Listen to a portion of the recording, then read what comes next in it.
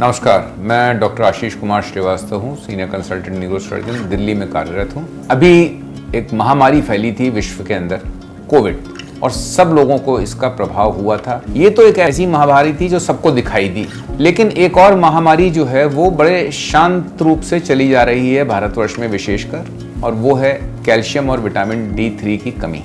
ये कमी जो है वो बहुत से लोगों में पाई जा रही है और इसके प्रति सजग रहना बहुत आवश्यक है, क्योंकि ये खांसी जुकाम की तरह हम लोगों को लक्षण नहीं देती, ये हम लोगों को हाथ पैर चलाने में कोई दिक्कत नहीं देती, लेकिन इसका हमारे पूरे शरीर पे प्रभाव पड़ता है।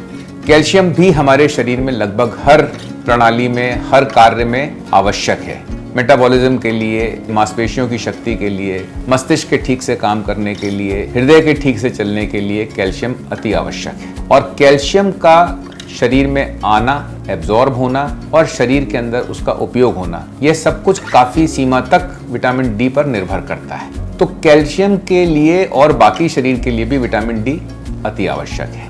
अब आपने सुना होगा कि विटामिन डी को सनशाइन विटामिन भी कहा जाता है। वो इसलिए क्योंकि प्राकृतिक रूप से हमारे शरीर में विटामिन डी बनता है। इसके अतिरिक्त वातावरण और मौसम के हिसाब से भी कई बार सूर्य की किरणें कम हो जाती हैं, जैसा कि आप देखते हैं आजकल जो मौसम चल रहा है वर्षा ऋतु का, उसमें बादलों के कारण सूर्य अपनी पूरी शक्ति से चमकता नहीं है, उसकी किरणें हम तक नहीं पहुंच पाती हैं। थोड़ी बहुत आती हैं, लेकिन फिर भी इस मौसम में हम लोगों को सूर्य की किरणों की कमी होती है और स्वाभाविक है कि उसके बाद शरीर का जो प्राकृतिक विटामिन डी है वो बनना कम हो जाता है। तो इसके प्रति हमको जागरूक रहना चाहिए, इसके प्रति ध्यान रखना चाहिए कि हम लोग अपने शरीर में विटामिन डी की कमी को पूरा करें।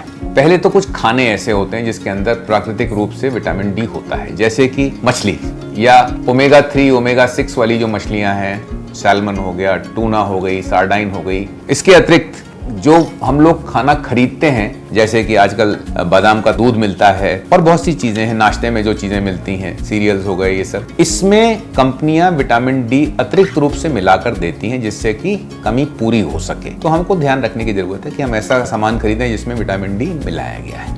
अब विटामिन डी हमने ले लिया, कैल्शियम भी ले लिया, लेकिन हमारे शरीर में उसका पूरी तरह से लाभ हो, इसके लिए हमको व्यायाम करना या अपने शरीर को चलायमान रखना अति आवश्यक है। और जब भी थोड़ा सूरज बाहर आता है तो हम लोग ध्यान पूर्वक सूरज की किरणों को सम्मिलित करें अपने शरीर में, और उसके लिए बाहर निकलें और ऐसे कपड़े पहने जिससे कि सूर्य की किरणें हम तक, धूप हम तक पहुंच सके। शायद सबसे आवश्यक यही रहेगा कि हम इस महामारी, एक शांत महामारी, साइलेंट पेंडेमिक को हम ध्यान रखें और उसके प्रति सजग होकर उसकी आपूर्ति करें। धन्यवाद।